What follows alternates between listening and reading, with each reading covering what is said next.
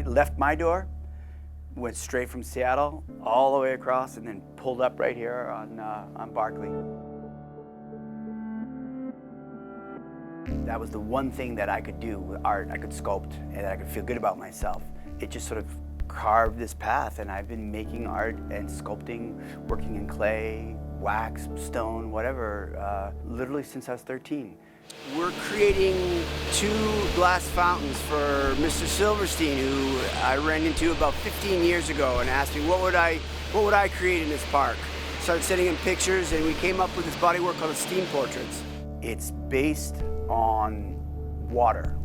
The idea of steam portrait is that when you look at water and steam and wind, you always see the effect of wind, but you actually can't see it, but you see its effect, the way it's pushing on things.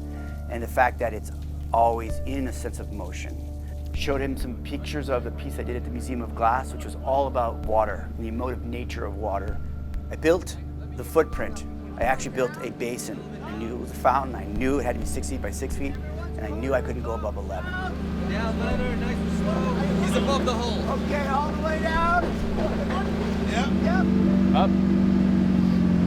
I built the sculpture live in my studio, and I would step back and I would look at it. No, a little more. Ah, that's great. And then what piece is gonna go right there? Bring that one over. And then you grab 3 of them. No. And you know instantly, the right piece just sort of speaks to you, and you go, and it just snugs in. I create by doing. I build it. The hardest part was making an object that was emotive. It's a sculpture that stands on its own, that's enhanced by the water flowing through it. We're bringing all the plumbed pieces up into the sculpture, and it's a lot more complicated because we've got to hand snug the hoses and dope it and lock it all in, and then we got to send it up, uncoil it, and we've snaked the line all the way up. That orange line is going to attach to that hose. And as we go up, we're going to be, and coming down, we'll be snaking all the hose down.